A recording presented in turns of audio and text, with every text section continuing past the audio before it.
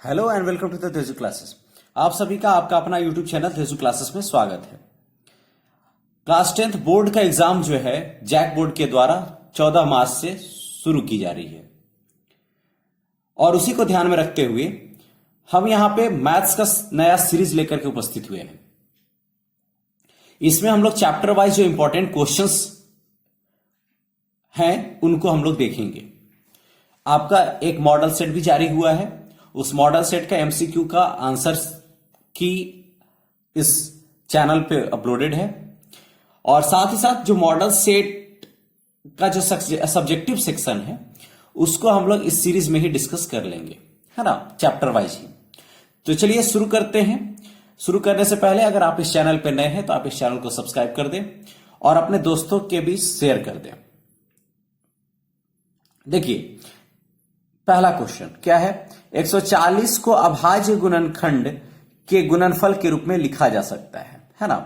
तो क्या क्या है, ऑप्शन दिख रहा है आपको, 2 गुने 3 गुने 5 गुने 7, 2 गुने 2 गुने 3 गुने 5, फिर क्या है 2 गुने 2 गुने 5 गुने 7, फिर क्या है 2 गुने 2 गुने 2 गुने 3 गुने 7। तो आप इसको दो तरीके से बना सकते हैं। या तो आपके पास अगर 140 का गुणनखंड करने अगर आ रहा है तो आप क्या कर लोगे, 140 का क्या करोगे, गुणनखंड करोगे। तो क्या होगा 140, है ना। तो 140 का गुणनखंड करोगे तो क्या होगा, 2 70, 2 35, 2 से जाएगा 35, नहीं तो क्या हो जाएगा 5, 5 से जाएगा 7। ठीक है, तो कितना हो जाएगा 2 गुने 2 गुने 5 गुने 7, क्या हो जाएगा, इसका आंसर हो जाएगा यानी ऑप्शन नंबर सी, है ना, ऑप्शन नंबर सी। तो ऑप्शन नंबर सी इसका आंसर हो जाएगा। लेकिन अगर आप सीधे बिना गुणनखंड किए अगर आप कैलकुलेट करना चाहते हैं तो सबको मल्टीप्लाई कर दीजिए। जैसे क्या है, पहला ऑप्शन है, पहला ऑप्शन क्या है, 2 गुने 2 गुने 3 गुने 5 गुने 7, तो 2 तिहाई 6 25 7 210। ठीक है, तो ये 140 नहीं हुआ तो ये नहीं होगा। दूसरा ऑप्शन में देख लीजिए, 2 गुने 2 गुने 3 गुने 5, तो 2 दूनी के 4 3 12 5 60, ये भी नहीं होगा। तीसरा ऑप्शन 2 दूनी के 4 5 20 7 140 हो जाएगा। ठीक है, तो इस तरह का एक प्रश्न जरूर रहेगा और इसको आप सीधे मल्टीप्लाई कीजिएगा और मल्टीप्लाई करके आप उसको कैलकुलेट कीजिएगा। ओके, चलिए अब हम लोग देखेंगे एक दूसरा। देखिए क्वेश्चन बाकी एमसीक्यू में जो भी रहेंगे, एक आपका रहेगा एचसीएफ से, आपको पता होना चाहिए। देखिए ये क्वेश्चन को देखिए, क्या कह रहा है क्वेश्चन कि एचसीएफ दिया हुआ है ना। एचसीएफ किसका क्वेश्चन है, एचसीएफ कितना दिया, एचसीएफ किसका है 657 और 306 का कितना दे दिया है 9। एचसीएफ कितना दिया है 9 दिया है और कह रहा है कि एलसीएम क्या होगा। एलसीएम किसका, यही संख्या का 657 306 का एलसीएम क्या होगा। हमें पता है क्या, the product of two numbers is equal to the HCF गुने एलसीएम, यानी दो संख्याओं का गुणनफल, दो संख्याओं का गुणनफल क्या हो जाएगा, दो संख्याओं का गुणनफल क्या हो जाएगा, उसके एचसीएफ गुने एलसीएम। ये या तो इससे 1 मार्क्स का क्वेश्चन है, अगर ये fill in the blanks type का दे दे, या इससे आपका 2 नंबर का क्वेश्चन सब्जेक्टिव में रहेगा ही रहेगा, पक्का है।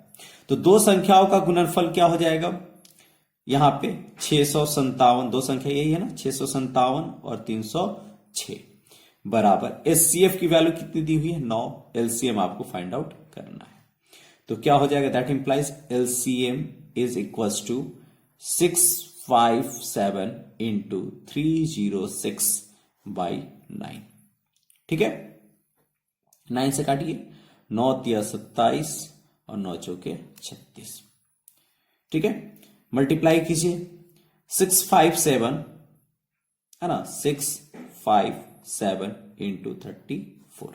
अगर आप मल्टीप्लाई कीजिएगा तो करके हम लोग देख लेते हैं, 4 सत्ते 28, 4 पचे 20 और 2 22, 4 छक 24 और 2 26, 3 सत्ते 21, 3 पचे 15 और 2 17, 3 छक 18 और 1 19, 8 है ना, 3, ठीक है, 7 6 13, 9 2 11 1 12, 2 2 3 3 8, क्या हो जाएगा 2 2 3 3 8, यही क्या हो जाएगा आंसर। ठीक है, तो अगर ये आपको याद रखना है कि the product of two numbers is equal to their its या देयर एचसीएफ एंड एलसीएम। ठीक है, यानी the product of two numbers is equal to the product of their HCF and LCM. Clear है?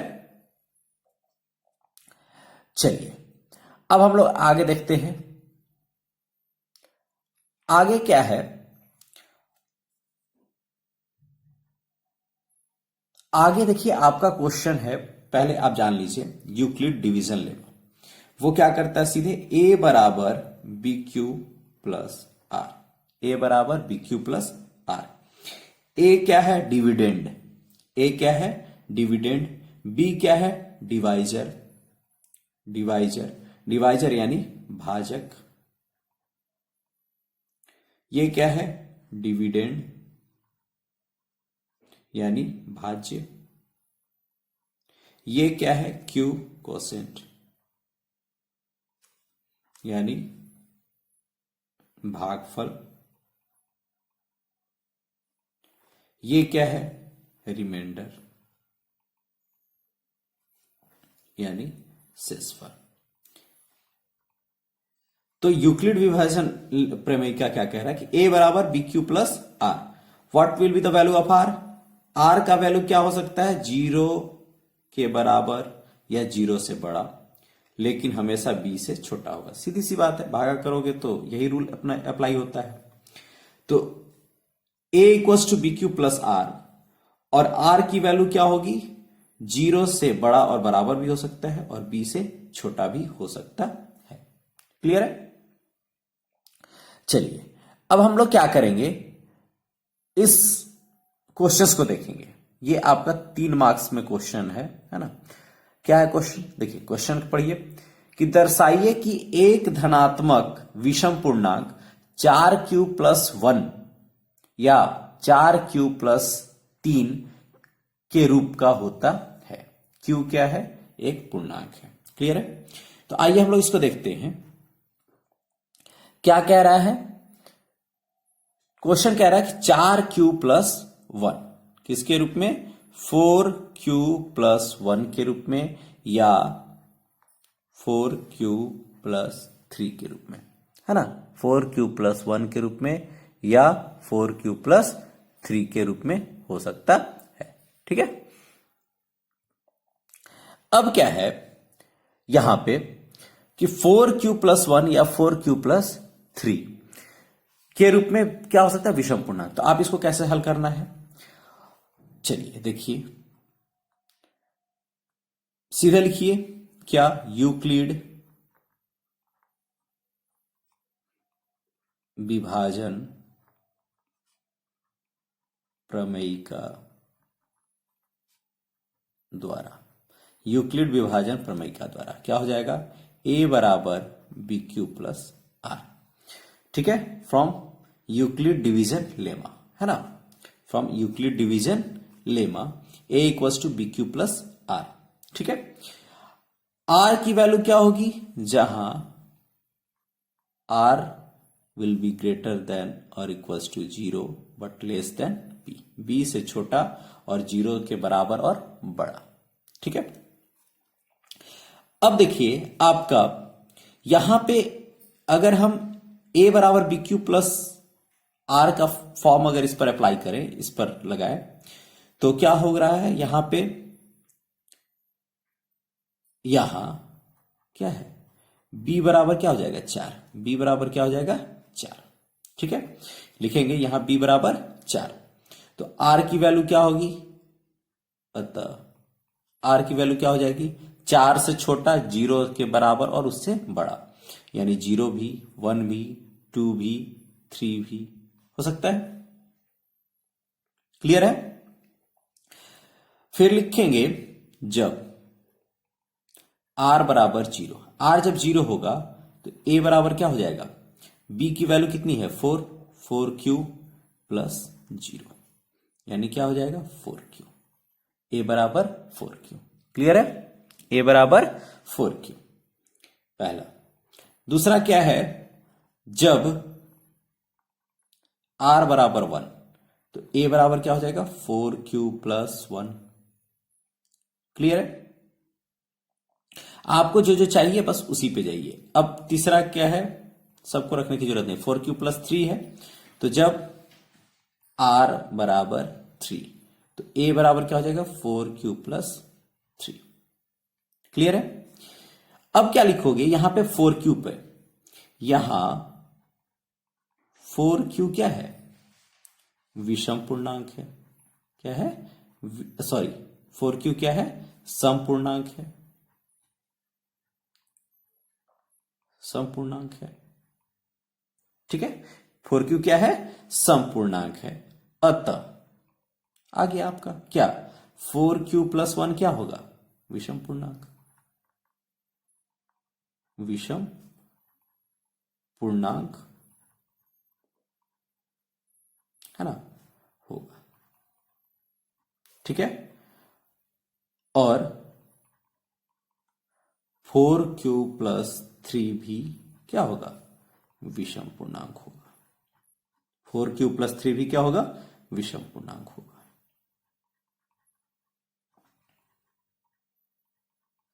ठीक है, तो 4q प्लस 1 भी क्या होगा, विषम पूर्णांक, और 4q प्लस 3 भी क्या होगा, विषम पूर्णांक होगा। उसके बाद आपको लिख देना है क्या, कि एक धनात्मक विषम पूर्णांक 4q प्लस 1 या 4q प्लस 3 के रूप में होता है। क्या लिख दोगे, यही चीज, एक जो आपका क्वेश्चन में है ना, एक धनात्मक विषम पूर्णांक क्या हो जाएगा, 4q प्लस 1 या 4q प्लस 3 के रूप का होता है। क्लियर है,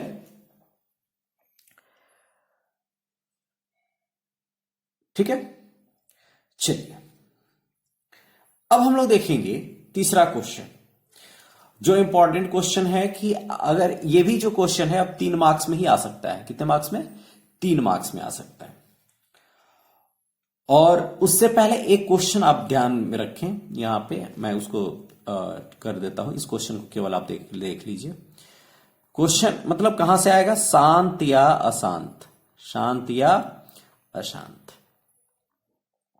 पहले से पूछते आया है, आपका मॉडल सेट में नहीं है, लेकिन ये इंपॉर्टेंट पार्ट है। इससे क्वेश्चन आते हैं कि आपको दर्शाना है कि एक p बाई क्यू के रूप में आपको दे दिया, और आपसे पूछा जाएगा कि यह शांत है कि अशांत है। क्लियर है, तो इसके लिए आपको क्या करना है, अगर मान लीजिए कोई क्वेश्चन ले लेते हैं, जैसे क्वेश्चन एक ले लिए 30/7, थर्टी बाई 7, तो पहला चीज तो आप 7 से डिवाइड करके देखिए 30 में, अगर कट जा रहा है, डिवाइड कंप्लीट हो जा रहा है डेसिमल के बाद भी, तब वो क्या होगा, शांत। और अगर वो कटते जा रहा है, कभी एंड नहीं हो रहा है उसका खत्म नहीं हो रहा है, तो इसका मतलब क्या है, वो अशांत।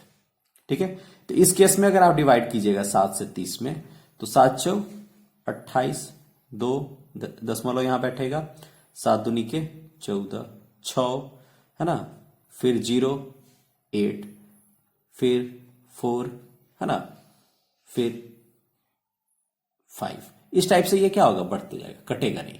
तो इसका मतलब क्या है, ये अशांत है। क्या है, अशांत है।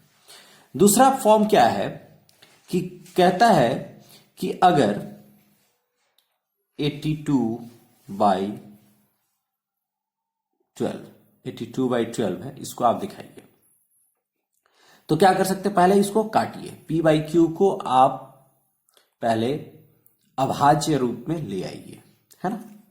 तो 2 से 2 छक्का 12, 2 से 41 हो गया। ठीक है, अब 41/6, अब ये नहीं कटेगा, ये आपस में अपने कटेंगे।